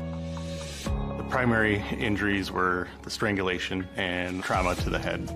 They had discovered over 240 injuries to Nikki's body, including 30 to her head and face area. The last few minutes of Nikki's life would have been very painful. There were injuries to her genitalia, which could be indicative of a sexual assault. The medical examiners did do a sexual assault exam, which included swabbing for evidence. The lab started finding a partial male profile, but they didn't have enough information to get an identification of it. The crime lab advised us that we would need to continue to submit samples that the suspect would have touched. We're only allowed to send in so many exhibits at a time, as the crime lab is very busy. We have hundreds of swabbings of Nikki's clothing, so I started off with areas where you would more likely see some touch DNA. While they await answers from the crime lab, detectives get a hold of security video to learn what they can about Nikki's last hours. When we first were able to take a look at the video footage from the sardine can, we were able to identify Nikki there with Doug's friends. Initially, she appeared to be having a good time, dancing around. The later portion of the evening, we can see Nikki and her group of friends at an outside table, and you can see Nikki looking down at her phone. You can tell by her body movements that she is upset. And eventually, she gets up and storms off through an entrance that they're sitting nearby. What detectives see next catches their attention. After Nikki leaves, you can see a male follow her out of the gate. Police ask themselves, who was this man? And was he involved in Nikki's murder? We knew that his information was going to be vital. That was the last time Nikki was seen before she was killed. We wanted to know everything that he saw and heard because he's the last known person that we knew that saw her alive. The day after Nikki Vanderheiden is found murdered in a farmer's field, investigators are trying to track down the man seen following her out of a bar just hours before she was killed. In the video, there is a male party following after Nikki and walking off into the darkness. We are trying to figure out what exactly happened a short distance away out of camera view. Officers are dispatched to interview patrons who were at the bar that night. Based on the interviews with witnesses, we knew that male was Aaron Kolinsky. This was a friend that they were with earlier in the night. Police track Aaron down and bring him in for an interview. Aaron advised us that throughout most of the night, Nikki was having a great time. And then at some point, he saw a mood shift in her. He basically had said that Nikki was trying to get a hold of Doug and that he wasn't responding. Nikki ultimately became very angry, and that's when she left the sardine can on foot. Aaron describes following her and trying to convince her to come back and get a taxi or an Uber to go back home. What Aaron says happened next raises detective suspicion. But she's not wanting to have anything to do with him, and it starts turning into an argument and becomes a little bit physical. At one point, Nikki fell to the ground on her own, and she started creating a bigger scene. Aaron advised us that she began kicking and punching at him as he was trying to help her up. He had tried to tell her, hey, we can get you home, you can come with us, but she refused. Aaron noticed that there were people in the neighborhood seeing what was going on, so he decided to just leave it alone at that point. Investigators wonder if there's more to the story than Aaron's telling them.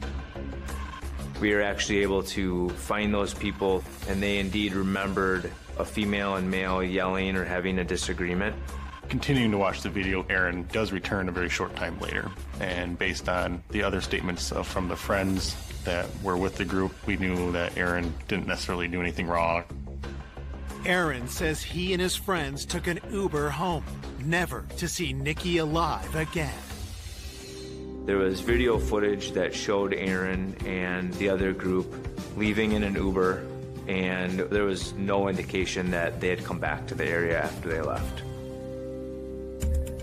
With Aaron crossed off the list, police continue scouring the bar's security video for clues and find something unexpected.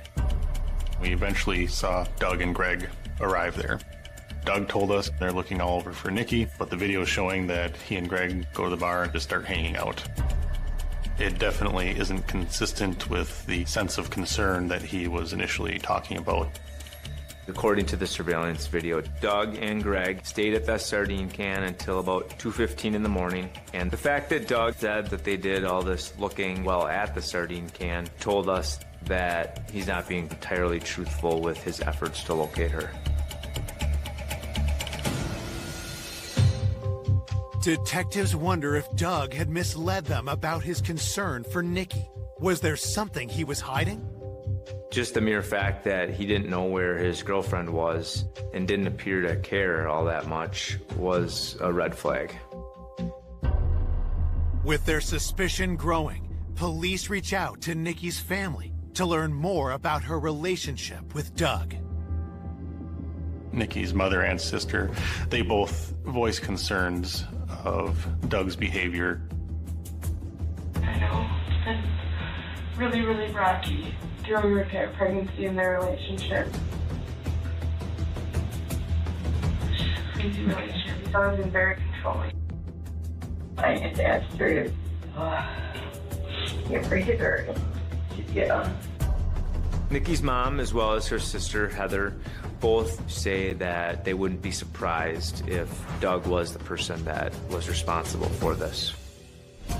Investigators search Doug's name in police records and make an alarming discovery. Checking police records, we did locate past girlfriends that accused him of being abusive. There was at least one incident that was reported to police, but was never charged. Police contact the woman who filed a complaint against Doug and ask her for more details.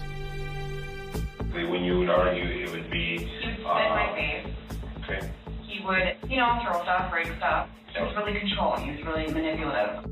So when we saw that, that was obviously very concerning to us. He tackled me and broke my ankle. Despite learning that Doug's ex-girlfriend had a prior assault conviction and that Doug had never been formally charged for domestic violence, investigators remain suspicious. At this point, we had the information that showed there could be the pattern of this abusive, aggressive behavior. And we know that Doug and Nicole had a volatile relationship, which would lead us to believe that there would be some sort of confrontation that night. Police obtain a warrant to search Doug and Nicole's home. During the search at Doug and Nikki's house, there were several things of concern that were located. There was blood on the floor in the garage. There was blood and dirt found in Nikki's vehicle. There was also a set of Nike Air Jordan shoes that had a herringbone pattern on them, which was similar to what was on Nikki's back. There was also some red marks on the surface, appeared to be blood on the bottom of those shoes. While conducting the search, Doug's neighbors from across the street approached police with a startling new discovery. While mowing their lawn, they noticed a blood spot on the curb line of their property, and also they hit a cord of some type with their lawnmower. We did find a large quantity of what appeared to be dried blood, as well as 2 pieces of electrical phone charging cord. There was also some clumps of blonde hair. The blood on those items and the blood found in the road were positively identified as Nikki's. It was pretty apparent to us that that's where the altercation took place. That's where she was likely killed. When that crime scene in front of the house was located, that gave us a theory of what happened, and it continued to point us towards Doug as a suspect. After determining that Nikki Vanderheiden was likely murdered on the street in front of the home she shared with Doug Dietrich, investigators are weighing a growing body of evidence against Doug. This evidence that we found is kind of emboldening what we had initially thought, that Nikki got home An argument ensued between her and Doug, and this incident took place in the street, and somehow some of that evidence would have gotten transformed into the garage and then into Nikki's vehicle. Looking at the totality of the circumstances, we decided there was probable cause to arrest Doug at that point. Okay. Right now I'm going to be taking you into custody. I'll be handcuffing you. I'll explain all that to you in a bit. And transporting you down to the sheriff's department. Okay? Okay. Be cooperative with me. All right. With Doug in custody, detectives work to solidify their case against him. When we did the search of Nikki's car and found the blood and the dirt in the car, it was initially thought that that may have been the vehicle that was used to take Nikki to the field where she was located. One of the things that we learned was that she had a progressive snapshot device in her vehicle, which is used for driving behavior, insurance rates. But we figured that this could help us show location from the night she was murdered. Once we got those records back, it was found that her vehicle did not move the night of her murder. At that point, all kinds of questions are still out there. The big one being if Doug was involved in this, how Doug may have moved her. Did he use a different vehicle? Did he have help? We knew that Doug's vehicle was not in play. It was at the watering hole all night, where it was verified on video.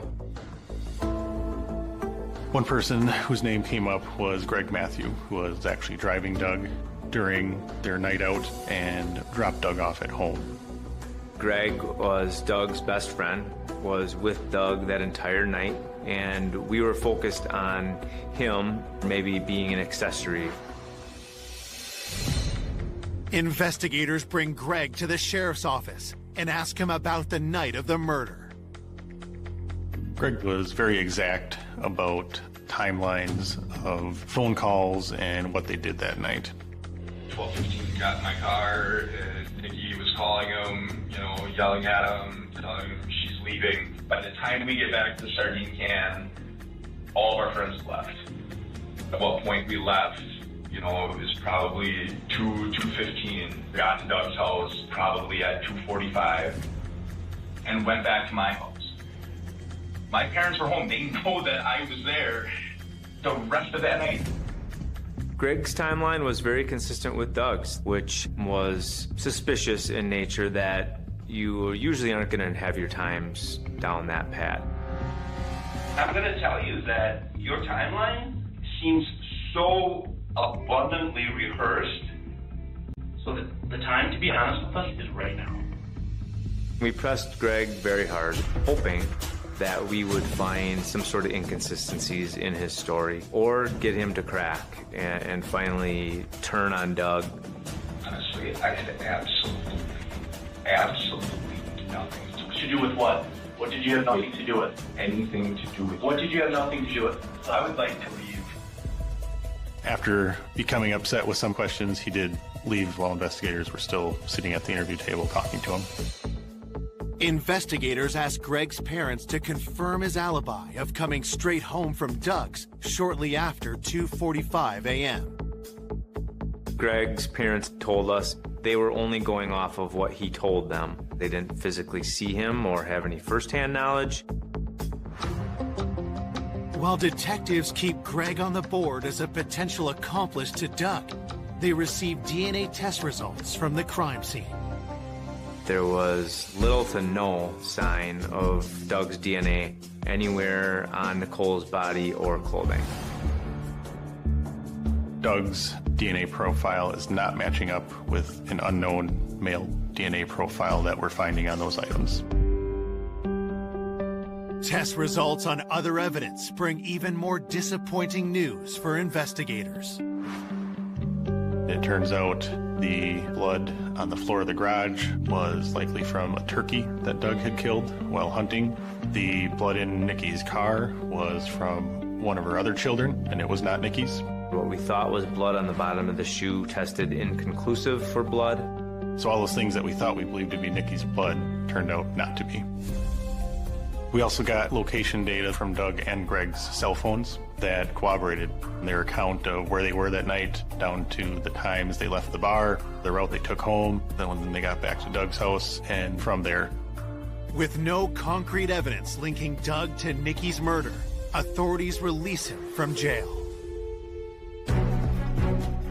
Doug's DNA isn't really showing up where we thought it was going to be, and there's still this unknown male profile that really threw a curve at us.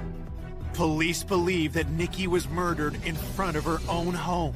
But if Doug hadn't killed her, who had? I was very concerned who this could be, who this monster could have been that did this to our beloved Nikki. 2 days after finding Nikki Vanderheiden savagely murdered, detectives hunting her killer arrested her boyfriend, Doug Dietrich. But when DNA evidence exonerates Doug, detectives turn their focus to one urgent question. The biggest question we had to answer outside of who did this was, how did she get home? We spent countless hours watching video surveillance of every single known business between Nikki's residence and the sardine can. We had investigators watching highway camera footage, bridge camera footage to see if we could catch either her walking or crossing the river to get to that side of town. We were running out of leads. It was frustrating at times. Still hoping for a DNA match to the killer, investigators continue sending the crime lab samples of Nikki's clothing found at the side of the road. We picked 10 items at a time for testing. We were looking for any items that we believe might contain more of this unknown male's DNA, hoping for a full profile. After sending several batches and not coming up with anything definitive, we ended up sending a batch that included the socks that Nikki was wearing still when her body was found. The crime lab were able to get enough of a profile off of that sock to be able to enter it into the CODIS system. The suspect somehow got some touch DNA on those socks. Entered into the National DNA Database, the profile returns a hit that takes investigators by surprise. The DNA hit that we received was that of George Stephen Birch, who was from the state of Virginia.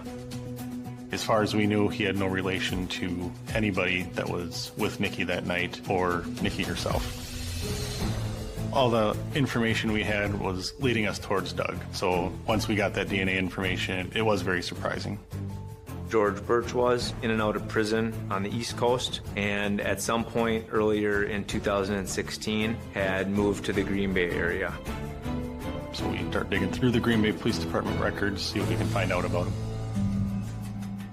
George Stephen Birch was contacted by the Green Bay Police Department a few weeks after the homicide for a hit-and-run car accident. The vehicle was a Chevy S10 Blazer that was found a short distance away from where Mr. Birch was staying. At the time, he was questioned about it and claimed that the vehicle must have been stolen. Suspicious about the nature and timing of the supposed theft, investigators see if his Chevy Blazer could have been used to dump Nikki's body. We ended up comparing the specs of a Chevy Blazer and the width of the tire tracks that we found in the field, and we found it to be a very near match. Digging deeper, detectives find even more evidence connecting George to Nikki's last known movements. We knew that he hung out at a bar that was down in that same general area of the sardine can. We were able to identify Birch's Google account and track the location of the cell phone that Google account is associated with. The Google dashboard data showed us roadmap of Mr. Birch's whereabouts that night, and he was found at every single crime scene that we had, including the farm field, Nicole and Doug's residence, the roadway where Nicole's property was found, and then back at his residence. When we got that information, we knew we had our guy at that point. Police track down George Birch and bring him into the sheriff's office. When we had our contact with Mr. Birch, it was obvious that This wasn't his first contact with law enforcement. He's very cool, very calm. The reason you're here is in reference to a homicide investigation into Nicole Vanderheiden. Okay? So, is this something that you want to talk to me about? Sir? What's that? For a lawyer. Okay. Birch didn't provide any details or provide his version of events of anything. We still didn't necessarily have the details on how they met, why they were together. But with DNA and other evidence firmly implicating him, police charged George Birch with Nikki's murder. When the suspect was arrested, it was a result of actual physical evidence, and I felt so much relief that the family would never have doubt as to who did this to Nikki. When the news came out about who did this, he made me sick when I saw him. He looked like a monster. On February 19th, 2018, George Birch goes on trial for the murder of Nikki Vanderheiden. But when he finally takes the stand, what he says leaves the courtroom stunned. At trial, Mr. Birch's explanation for what happened was he met Nikki at the bar. They were getting along, flirting, having a good time, and he ended up bringing her back to her house where she resides with Mr. Dietrich. George said they were having sex in front of Nikki's house in his vehicle, and at some point someone comes out, hits him over the head with a pistol, and knocks him unconscious. The next thing that I remember was literally waking up on the ground outside the truck. He wakes up and finds Nikki already dead on the ground and someone holding him at gunpoint. At that point, did you know who that individual was? Never seen him before in my life. Do you know who that individual is now? Now I do. Who was it? It was that Dietrich. Investigators believe that 31-year-old Nikki Vanderheiden was brutally murdered by convicted felon George Birch. But at trial, George blindsides everyone by claiming that Doug Dietrich was the one responsible for Nikki's death. Mr. Birch in the courtroom was very arrogant, very pompous. His demeanor was that of, I'm innocent and Doug did this. Mr. Birch advised us that Doug ordered George to drive the body to the farm field. George said that Doug had ordered him to carry Nikki's body into the field and drop it. George then said that at one point he was able to get into a struggle with Doug, push him away, and get back into the car and take off. He didn't come up with that story until he had a chance to look at all the evidence that was being filed against him. George's wild allegation forces detectives to dig deeper to prove his guilt. Part of the obstacles in this was disproving that Doug did it and show his movements from that morning and that night. During the investigation, we learned that Nikki had given Doug a Fitbit device as a gift. So we realized that Doug was wearing that Fitbit device during all our contact with him. So we're able to review the information on the Fitbit device when he was home, going to sleep, and waking up again. Based upon all the Google dashboard data that we had from George, we knew at what time he and Nikki arrived back to Doug and Nicole's residence. So we were able to look at Doug's Fitbit to show that at that time that George and Nicole were outside, Doug was sleeping and not, in fact, out murdering his girlfriend and disposing of the body. Back in court, prosecutors used the location tracking evidence to demolish George's story. The act of violence that Doug allegedly did to him did not add up with any of the other evidence that we had. None of us bought George's story in court. We all knew it was a joke and a fairy tale made up. I think Nikki just wanted to get home to her children, and I know she fought for her life that night. Now prosecutors put forth their theory of what really happened that night. What I believe happened is that there was some arguments between Doug and Nikki. I believe that Nikki did leave the sardine can pretty upset and ended up at Richard Cranium's bar, about a half a mile away. She was intoxicated. She was by herself. She was emotional. She is very outgoing, personable person. So she'd be very easy for someone to prey upon. At some point, she meets George Birch. They get to talking. He offers Nikki a ride home. She accepts it. They end up in front of her house. I believe at that point, George thought he was going to get some action for taking a girl home and didn't expect her to start fighting. And that enraged Mr. Birch. It turns into a sexual assault. At some point, he strangles her with that phone cord that was found. She fell out of the vehicle. He continued to stomp on her back and her head, eventually killing her. And then loading her up in his vehicle, driving her to a field and disposing of her body, and then going home like nothing happened. This poor woman was absolutely brutally attacked and murdered in front of her own home where her baby lay sleeping, and the thought of what he did to her is beyond comprehension. After closing arguments, it didn't take very long at all for them to make a decision. The verdict reads as follows. We, the jury, find the defendant, George Stephen Birch, guilty of first-degree intentional homicide. For murdering Nikki Vander Heiden, George Birch is sentenced to life in prison without parole. The true killer in this homicide came completely out of left field.